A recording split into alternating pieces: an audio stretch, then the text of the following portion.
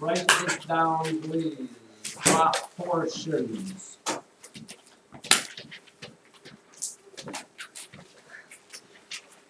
Proportions be nothing more than equal fractions, equal ratios, equal whatever.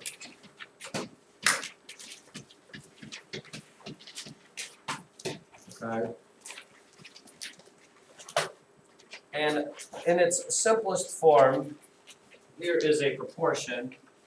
3/5 equals what? Anyway, give me another fraction that is the same as 3/5 that 3/5 would equal. Somewhere out there. 15 over what? 25. Okay, and one of the ways that we make equal fractions is you just do this. Well, 3 times 5 is 15, and 5 times 5 is 25. Okay? A way that you know that things are proportional is this, and you don't always think about this. The diagonals, when multiplied,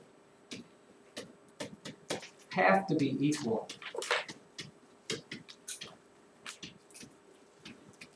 When two fractions are proportional, they're equal, okay? And when that's true, if you take the two diagonals, multiply this times this, 5 times 15, and you get 75, that has to equal what you get when you multiply the other diagonal together, 3 times 25. If you get two equal numbers, you know that those two fractions are what we call proportional. They're also what we call equal, because they will ask you such things as this: is 3/6 and 6/3 is that proportional? And your check on that is to multiply the two diagonals. 6 times 6 is 36, and 3 times 3 is 9. Are those two equal? If not, then this is not proportional. Rocket science? Probably not. But here is where things get a little more 7th grade math-ish.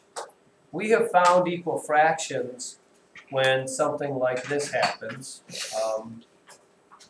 4/6 equals C over 18.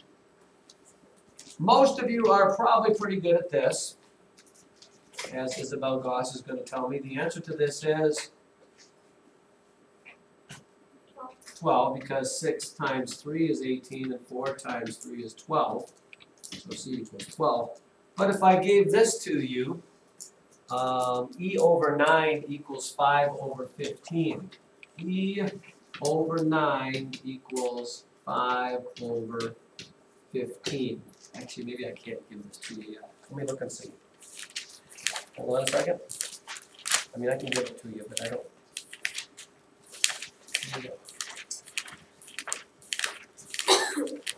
Well, maybe. What do you do in this case? I guess we have to stick with this. Keith? Multiply 9 times 5. Yes, thank you very much. We use that other thing. We know that you can't, what times 9 equals 15? I don't know. That'll work out evenly. So Keith says, instead of doing that, you can multiply 9 times 5, right? And that would have to equal what? This times this. 15 times the letter E. Well, what is 9 times 5? 45. 15 times E. What number times 15 gives you 45? What's that? 3. So your answer would be 3. Did anybody see a different way with something else I could have done there? Because we haven't done solving equations, so I'm guessing maybe the book didn't want us to quite go and make that deductive leap. But Ty says you could have used division of 45 by 15. I mean, well, I did that right here, did I not? Are you saying differently than that? You said multiply. What's that? You said multiply. I mean here? Sure, I'm guessing yours taken, but I'm not right exactly on the same path as that is. Something else you could have done. Cameron? See how, well, I'm pretty sure that- Maddie? You could have looked at this fraction and said, oh, 5 over 15 could be reduced. I have e over 9 equals 5 over 15. 5 over 15 is the same as what fraction? 1/3. And I could have used 1/3 instead and done the same thing. 3 times what is 9? And 1 times 3 is 3. I'm not so sure they wanted us to go this route because we've only solved this by inspection, right? We haven't got to actually solve the equation. This is kind of, we would kind of need that. And maybe that's where Tyler's going with this thing there that didn't make a lot of sense to me. Or this one here. 4 over f equals 3 over 12. 4 over f equals 3 over 12. What would the letter f equal? And again, you can't just go, well, 4 times what is 3 or 3 times what is 4. A couple different ways you can think about doing it. You can do it the cross product way we talked about, or maybe they want you to look at this and reduce it. Either way, you'll get the same answer, which would be Drew Norquist.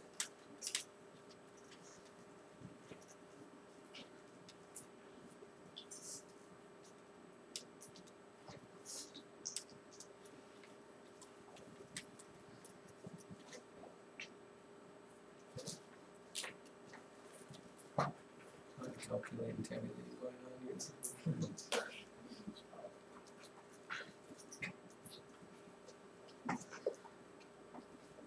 I'm thinking about thought process here. You got something, Drew?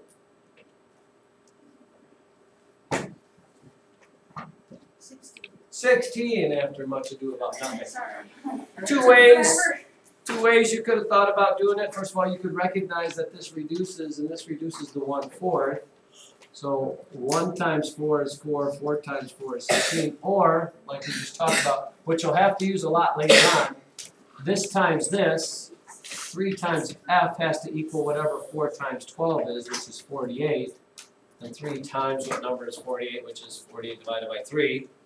And that is still 16.